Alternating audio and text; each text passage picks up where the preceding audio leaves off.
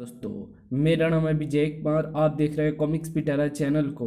तो चलिए दोस्तों, राज कॉमिक्स में बाकेलाल के इस हास्य और मज़ेदार कॉमिक्स को शुरू करते हैं, जिसका नाम है बाकेलाल और चमत्कारी जड़। तो आप देख सकते हैं इसका कवर पृष्ठ, जो कि कुछ इस तरह का है। तो चलिए इसके शानदार स्टोरी को शुरू करते हैं। विक्रम सिंह और बाकेलाल। जब भी कोई नगर देखूं, मेरा दिल दीवाना बोले, यही है विशालगढ़ बाके। ये तो कोई छोटा सा नगर है मोटे, मेरा मतलब महाराज। मेरे विचार में हमें यहाँ ना रुककर आगे ही बढ़ते रहना चाहिए। तुम्हारा कहना ठीक है मेरे प्यारे, लेकिन ये देख लेने में कोई बुराई तो नहीं है कि वहाँ भीड़ क्यों लगी हुई है। महाराज, भीड़ तो सिर्फ दो ही कारणों से लगती है। एक तब जब कोई मर जाए, और दूसरी तब जब किसी राजा की सवारी निकले। ये भीड़ क्यों लगी है, आओ देखते हैं। क्यों भैया, ये भीड़ क्यों लगी है यहाँ पर? तुम्हें नहीं पता? तब तो तुम निश्चित रूप से इस छोटा नगर में नए आए हो। छोटा नगर में ज़रूर नए आए हैं, मगर इस दुनिया में नए नहीं हैं। अब बताओ कि ये भीड़ क्यों लगी है।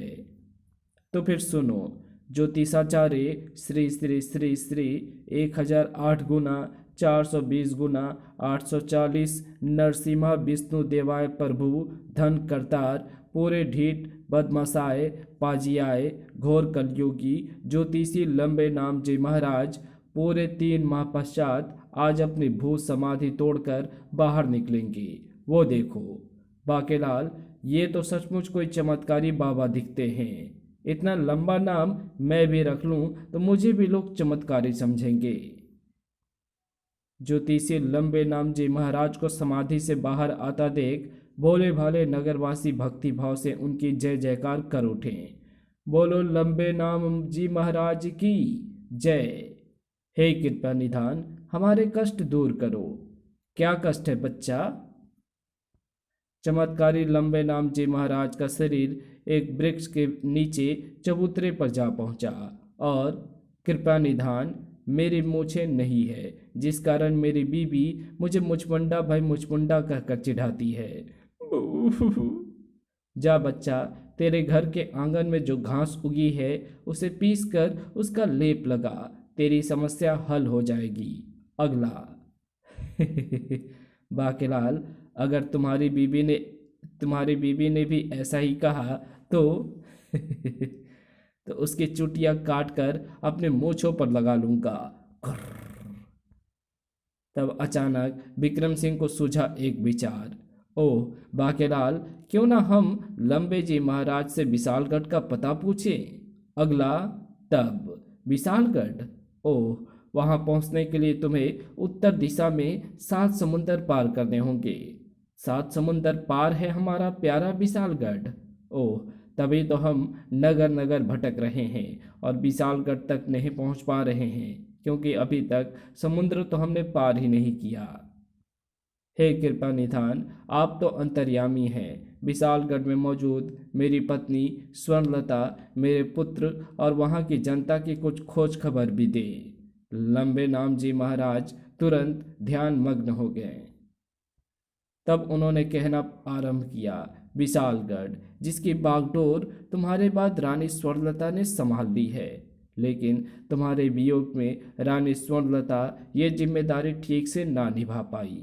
जब हृदय ही टूट गया, हम जी कर क्या करेंगे। तुम्हारे वियोग में वो सुख कर तिनका हो गई है।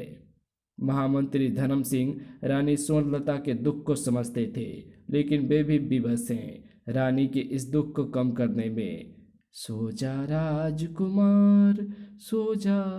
रानी इस प्रकार गमगीन हो गई है कि प्रजा रानी के गम में सूख कर तिनका हो जाएगी। मुझे अभी से उन तिनकों को भी विशालगढ़ बनाने की व्यवस्था कर लेनी चाहिए। व्यवस्था में हुई उस ढील का लाभ उठाने की चेष्टा में है सेनापति मरखब। टुइया टुइया। एक दिन मैं राज्य की पूरी सैन्य शक्ति अपने काबू में कर लूंगा, फिर एक दिन रानी को मारकर बन बैठूंगा विशालगढ़ का राजा। टुइया टुइया। इसी के साथ लंबे नामची महाराज ने अपना ध्यान भंग किया। अगला। बाकेलाल, मेरी प्यारी सोनलता, मेरे वियोग में कहीं मर खप ही ना जाए। वाह, फिर उसके वियोग में मरेगा ये मुच्छड़ और मेरा रास्ता साफ। उस मरखप को तो मैं देख ही लूंगा। राजा विक्रम सिंह और बाकेलाल उत्तर दिशा को प्रस्थान कर रही उस विशाल नौका पर सवार हो गए। बाकेलाल, हम ठीक समय पर यहाँ पहुँचे, अन्यथा अब दूसरी नौका अगले माह ही यहाँ से प्रस्थान करेगी। हाँ, एक तरह से ये अच्छा ही हुआ, वरना आपकी जिंदगी 1 माह और लंबी हो जाती। उसी नौका में सवार हो चुका था छद्म रूप धरे डाकुओं का एक दल भी, जिसका नेतृत्व कर रहा था डाकू बलवान सिंह। नौका पर कई अमीर व्यापारी सवार हैं। सबको भोजन में जहर देकर माल पर कब्जा कर देंगे हम। निश्चित समय पर नौका ने वहां से प्रस्थान किया। बांकेलाल, विशालगढ़ पहुंचते ही सबसे पहले हम उस शैतान सेनापति मरखप की खबर लेंगे। हाँ, लेकिन जब मेरे धक्के से समुद्र में गिरकर मछलियों का भोजन बनने से बच जाएगा तब ना। खाना तो यात्रियों को परोसा जाने लगा है सरदार। अभी सफ़र शुरू हुए ज़्यादा समय नहीं हुआ है। इस बार हम कच्चे भोजन में ही जहर मिला देंगे। चलो भोजन कर लें। इस प्रकार आरंभ हुआ भोज। लेकिन ये क्या, बाकेलाल तक पहुँचते पहुँचते सबसे पहले खत्म हो गई दाल। ओह, दाल खत्म हो गई। भूख से अतड़िया कुलबुला रही है और इस कमबख्त ने बाकेलाल के पत्तल में टपकाई केवल दाल की 2 बूंदें। फिर भात। ओह, भात पूरा हो गया, लेकिन सेकड़ी के लिए इतना भी काफ़ी है। अब बचे हुए अपने खाने से तो हम इसे खाना देने से रहें। अब आई खीर, लेकिन ओह, खीर खत्म। इस छोटी मूछ वाले की किस्मत में खीर खाना नहीं लिखा। तो क्या हुआ, भरपेट खाना तो इसने खा ही लिया है। अब खीर नहीं खाएगा तो क्या भूखा मर जाएगा। खुर्र, सुड़ू, खुर्र। काजू बादाम किशमिश, वाह क्या खीर बनी है। यम यम। इस प्रकार सब अपना अपना भोजन समाप्त कर उठ खड़े हुए। बाकेलाल के साथ ये अन्याय। खाना लाओ। दौड़ा दौड़ा आया नौका का मालिक। बाकेलाल जी, नौका के लंबे सफर में खाना केवल एक ही बार मिलता है। ज़्यादा खाने से उल्टियाँ लगने का भय रहता है, मगर मुझे तो खाना मिला ही नहीं। भूख से मेरी आंतें कुलबुला रही है। ये झूठ बोलता है। हमने सभी यात्रियों की तरह इसे भी दाल भात और खीर परोसी है। इसके पत्थर में जूठन अभी भी बची हुई है। मैंने इसे औरों से ज़्यादा खीर दी है। बाकेलाल, तुम्हें भूख अधिक लगी थी तो तुम मुझे कह देते, मैं अपने भोजन का भी कुछ भाग तुम्हें दे देता, किंतु तुम्हें इस प्रकार झूठ नहीं बोलना चाहिए। मगर महाराज, मैं तो। बाकेलाल की एक न सुनी गई और बेचारे बाकेलाल को भूखा ही रहना पड़ा। बाकेलाल का तन बदन बदले की आग से जलने लगा। ऐसा मजा चखाऊंगा कि सबको नानी याद आ जाएगी। इधर डाकुओं को जिस सुनहरे अवसर की प्रतीक्षा थी, वो उसी रात उन्हें मिल गया। जल्दी करो, खाने के सामान की कोई जहर मिलने से ना छूटे। सुबह के नाश्ते के बाद सभी यात्री समुद्र की मछलियों के नाश्ते के लिए तैयार हो जाएंगे। तभी आहट सुनकर सभी डाकू भाग निकले और वहां प्रवेश किया बाकेलाल ने। यहीं रखी है खाने पीने की सभी वस्तुएं। उफ, चलती नौका में मुझे अपना संतुलन बनाए रखना होगा ताकि मैं गिर ना पड़ूं। और ये है वो जगह जहाँ से कचरे को समुद्र की लहरों के हवाले कर दिया जाता है। लेकिन अब मैं नौका में मौजूद सारे खाद्य पदार्थों को उठाकर फेंक देता हूँ समुद्र में। अब देखूंगा कि सुबह सबको भोजन कहाँ से मिलता है। एक एक करके बाकेलाल बोरिया समुद्र में फेंकता चला गया। जैसे अनाज से भरी आखिरी थैली को लेकिन अनाज से भरी आखिरी थैली को बाकेलाल ने जैसे ही उठाया, नौका के तेज गति के साथ हिलने डुलने से वह बुरी तरह से लड़खड़ा गया। और ओह, इसी के साथ बाकेलाल की एक जूती भी उसके पांव से निकलकर ना जाने कहाँ जा गिरी। उफ, जूते ढूंढने के चक्कर में रहा तो पकड़ा जाऊंगा। अपनी ही चीख से बुरी तरह से घबरा गया बाकेलाल। तब बचा हुआ फलों का वो टोकरा उठाकर भाग लिया। ये फल तो मैं साथ लेता चलूं, वरना मुझे भी भूखा रहना होगा। इधर चीख की आवाज़ सुनकर सैनिक भी उसी दिशा में भागे। और अरे, ये तो बाकेलाल है। इसके हाथों में थमा है फलों का टोकरा। हम्म। बाकेलाल के पांव से निकली जूती मिली गोदाम में। ये जूती बाकेलाल की है। और सारा जान सारा अनाज कहाँ गया? मजबूती से बंद की गई खिड़की खुली हुई है कैसे? मुझे लगता है कि ये सारी शरारत बाकेलाल की है। फिर धर दबोचा गया बाकेलाल को। बाकेलाल, तुम्हें भरपेट खाना नहीं मिला तो तुमने नौका में लदे सभी खाद्य पदार्थ समुद्र में फेंक दिए। मगर मैंने मारे गए बेटा बाकेलाल। बाकेलाल, तुमने ऐसा क्यों किया? नौका पर उपस्थित सभी यात्रियों के प्राण तुमने संकट में क्यों डाल दिए? क्रोध से कांपते हुए आदेश दिया नौका के मालिक गुलाम चंद ने। बाकेलाल को भी उठाकर समुद्र में फेंक दो, क्योंकि ये अगर नौका में हमारे साथ रहा तो ना जाने अभी हमें और किन किन मुसीबतों में डालेगा। शुक्र है कि इस कमबख्त ने फलों का टोकरा बचा लिया, वो मेरे काम आ जाएगा। नहीं, बचाओ। नहीं, मेरे प्यारे बाकेलाल को इतना कड़ा दंड मत दो।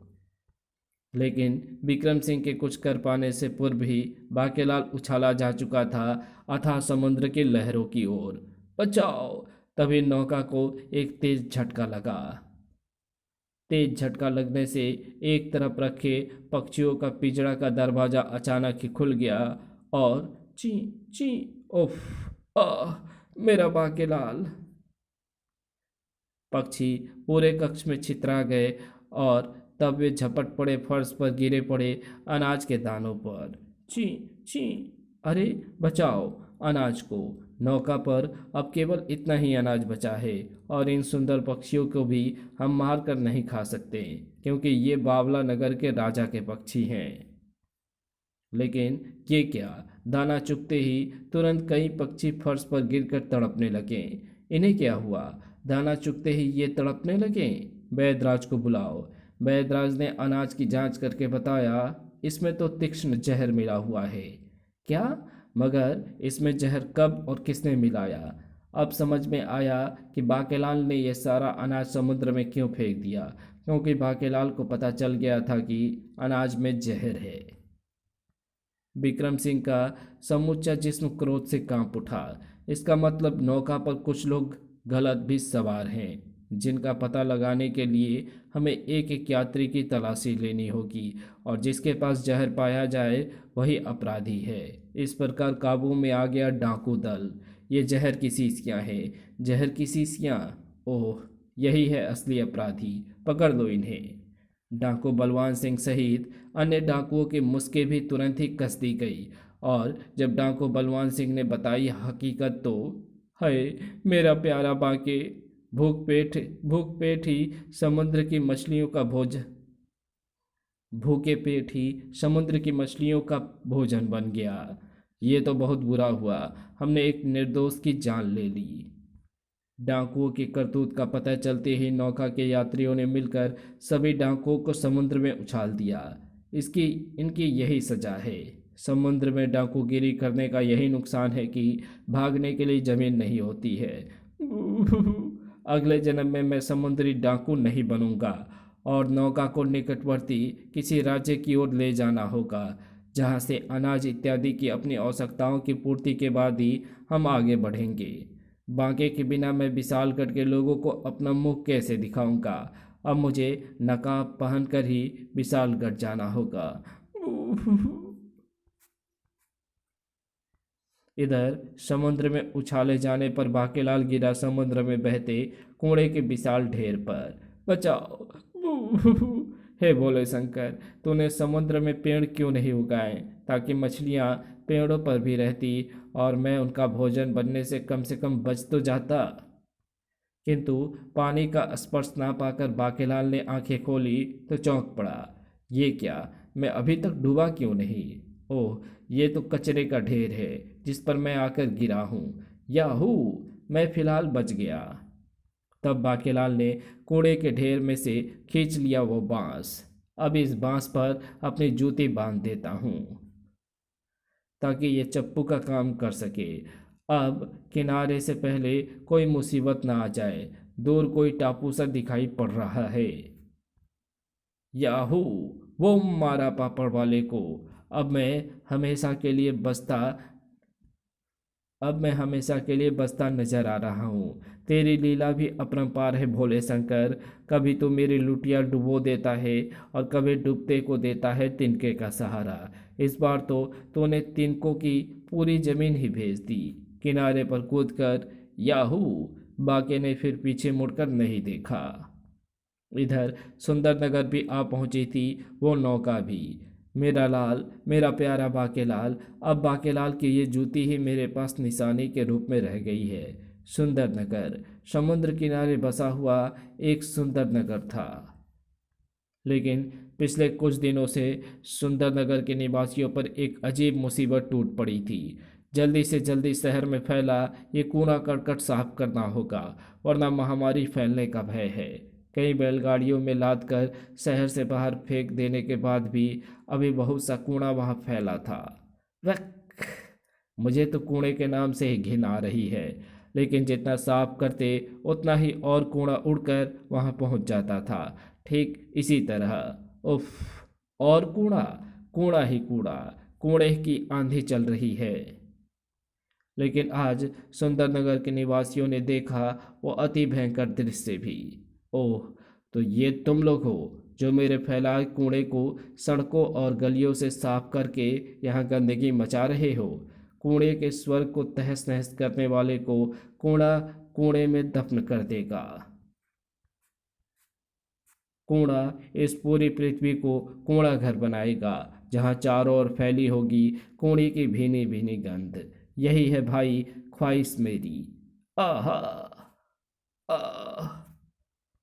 राक्षस राज कूड़ा ने इतना कूड़ा बरसाया कि लोग क्राही क्राही कर उठे। बचाओ, कूड़े के इस ढेर की बदबू से मेरा दम निकला जा रहा है। अब तो मुझे नहाने के लिए पूरे समुद्र का पानी भी कम पड़ जाएगा। राक्षस राज कूड़ा ने अपनी लंबी झाड़ू से उस क्षेत्र में ही कूड़ा फैला दिया। प्रत्येक ओर हरियाली और खुशबूदार कूड़े को देखकर चित्त प्रसन्न हो जाता है। इधर राज दरबार में भी उस सूचना ने बड़ी भयानक सनसनी मचा दी थी।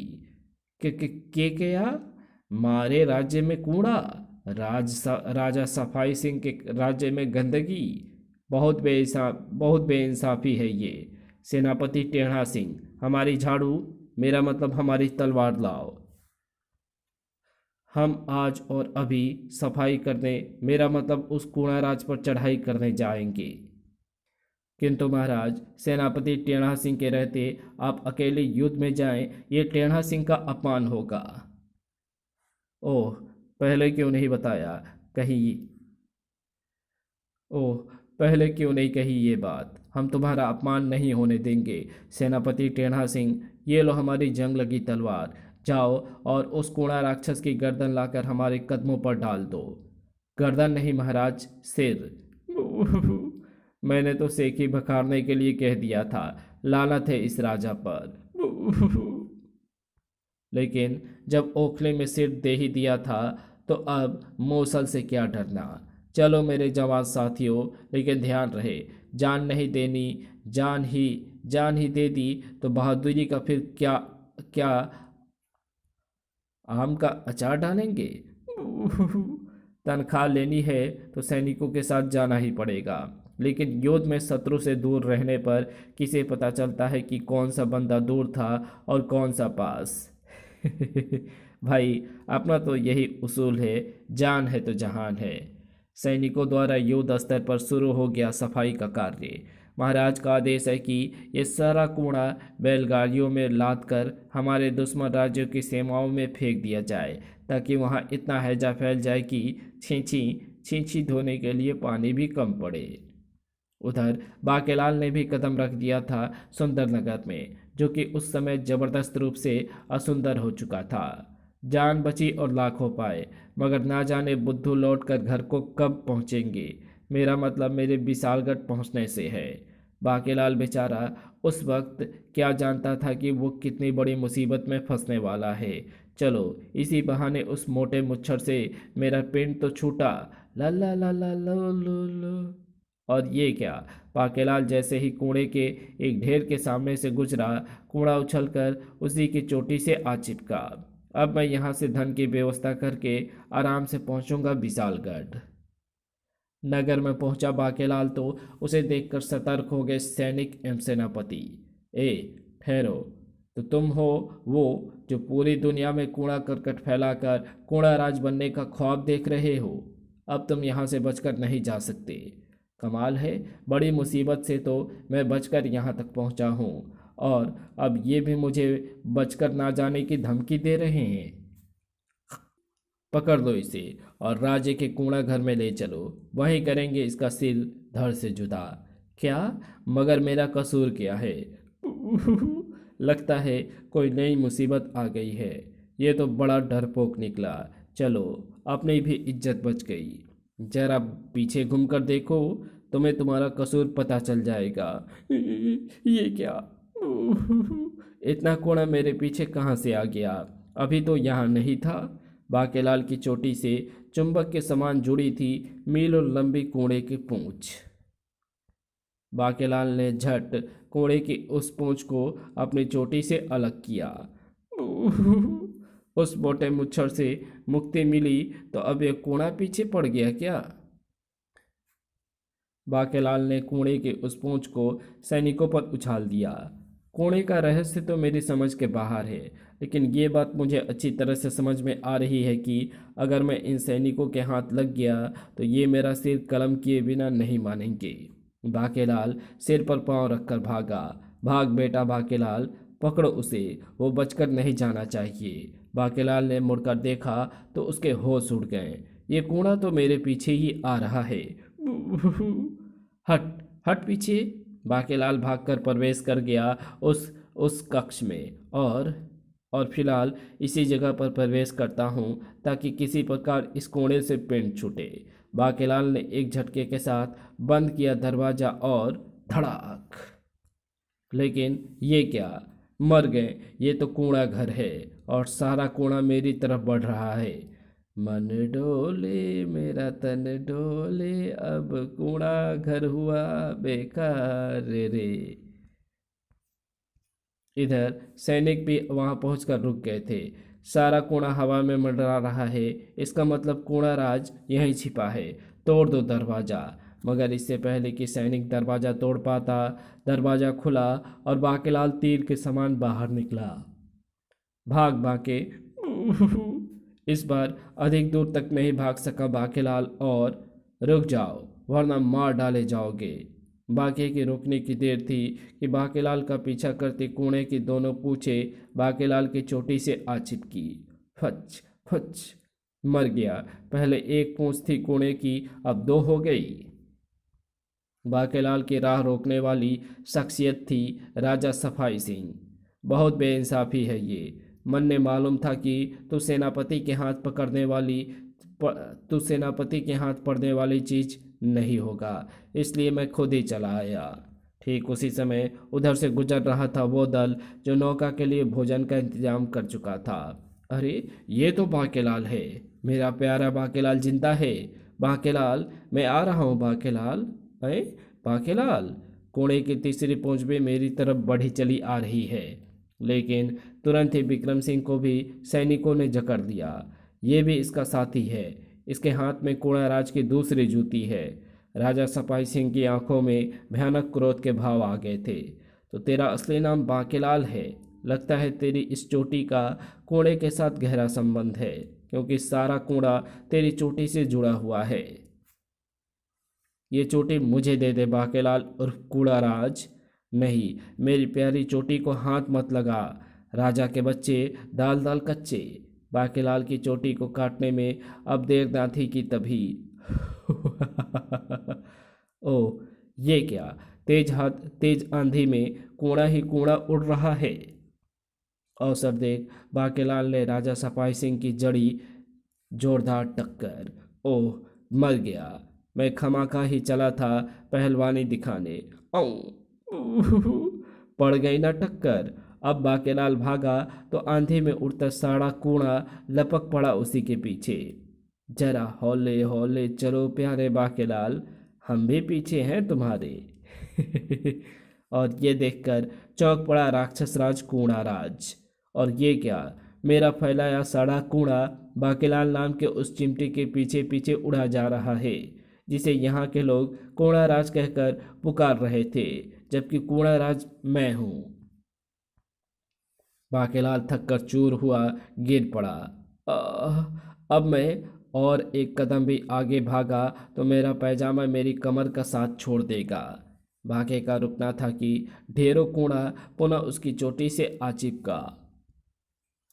कोने की भयानक सड़ात से पागल हो जाऊंगा मैं। हम आ गए। चिपक भच। तब अचानक क्रोध में भरकर बाकेलाल ने ही अपनी चोटी को नोचा तो सारी गड़बड़ इस चोटी के कारण हो रही है। अब मैं खुद ही उखाड़ दूंगा इसे। या बाकेलाल के हाथ में आ गई जड़।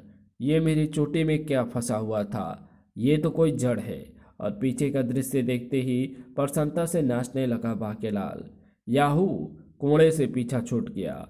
ओह, इसका मतलब सारी करामात मेरी चोटी में फंसी इस जड़ की थी, जिसके कारण कूड़ा मेरी प्यारी चोटी के पीछे पड़ गया था। लेकिन मुंडी वापस घुमाते ही पुनः उछल पड़ा बाकेलाल। ये क्या, कूड़ा अब मेरे हाथ से आ चिपका है। इसका मतलब कूड़ा इस जड़ का गुलाम है। लेकिन कभी कभी ये है लेकिन कमी ये है कि कूड़ा जड़ को छोड़ता नहीं, उससे चिपका रहता है। वरना मैं उस राजा के बच्चे को अभी मजा चखा देता जिसने मेरी चोटी काटने की जरूरत की है। इसे जेब में रख कर देखता हूँ। फिर ये देखकर और भी भयंकर प्रसन्नता से नाच पड़ा बाकेलाल। चमत्कारी जड़ को जेब में रखते ही कूड़ा जमीन पर गिर पड़ा। अब तो भंगड़ा ही करने लगा बाकेलाल। याहू! बन गई अब मेरी योजना राजा सफाई सिंह का मलीदा बनाने की। मुकाला मुकाबला होगा ओ राजा। डिंग डिंग लक्का लक्का डिंग डिंग लक्का लक्का। भाग्य की सारी प्रसन्नता उस ठोकर से क्षण भर को ही हो गई काफूर। एक मोहल्ले में एक ही रहेगा, दूसरे को यानी तुझे मिलेगी एक भयानक मौत। ठक। भाग्य के सामने था राक्षस राज कूड़ा। भाग्यलाल, तेरी कब्र मैं बनाऊंगा कूड़े से, क्योंकि मोहल्ले में एक ही रहेगा। यही है मेरा ख्वाहिश मेरी। आहा! ये कैसा राक्षस है? ये तो ऐसे लग रहा है जैसे कूड़े का ढेर जीवित होकर मेरे सामने आ खड़ा हुआ है। लेकिन पहले अपनी तरफ आते कूड़े के इस तूफान को भी रोकूं, वरना ये वास्तव में ही मेरी कब्र बना देगा। वरुम! सारा कूड़ा आ चिपका बाके के हाथ में थमे उस जड़ पर। इसने तो सारे कूड़े को अपना गुलाम बना लिया। और ये क्या, मैं भी इसकी ओर खींच रहा हूँ। अरे ये क्या, कूड़ा राज का शरीर भी इस जड़ की ओर खींच रहा है। अब समझा, आखिर इसका शरीर भी तो कूड़े का ही ढेर बना है।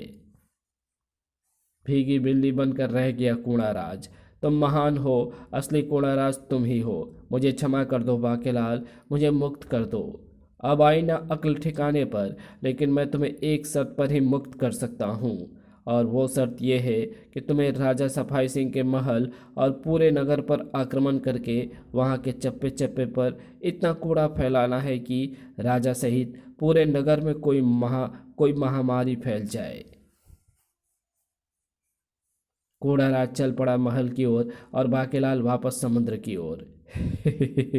अब आएगा मजा, जब सफाई सिंह को भी सफाया हो जाएगा और मोटे मुच्छर का भी। अब मैं यहाँ एक पल भी नहीं रुकूंगा, क्योंकि अब यहाँ फैलेगी भयानक महामारी। वैसे तो मेरी मूर्ति वैसे तो मेरी मृत्यु तब तक नहीं हो सकती जब तक मेरा असली भाई करकट मेरे ठीक सामने ना खड़ा हो। लेकिन क्या करूं, इस बाकेलाल की शक्ति ने मुझे विवश कर दिया है इसका कहना मानने पर। बस फिर क्या था, सुंदरनगर पहुंचकर कूड़ा राज ने कूड़े की जबरदस्त आंधी चलाई। कूड़ा राज आ गया, कूड़ा राज आ गया। नगर कूड़े से ढक रहा है, भागो वरना हम कूड़े में दब जाएंगे। राज दरबार में उस वक्त विक्रम सिंह का मुकदमा चल रहा था। सेनापति ने वहां पहुंचकर खलबली मचा दी। ये क्या है सेनापति? महामारी से बचने के लिए इसे नाक एवं मुंह पर बांधना होगा महाराज, क्योंकि कूड़ा राज ने अब महल पर हमला कर दिया है और जगह जगह कूड़े के ढेर लगातार इसी ओर आ रहा है।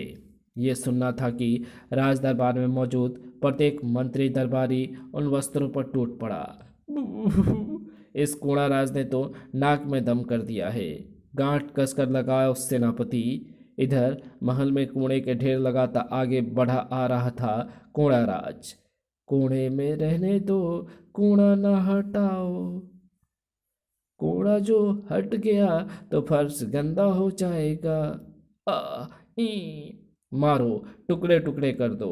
मेरा आलसी भाई ना जाने कहाँ पर सो रहा होगा। एक सांप के कारण जब हम एक दूसरे के सामने नहीं पहुंचेंगे,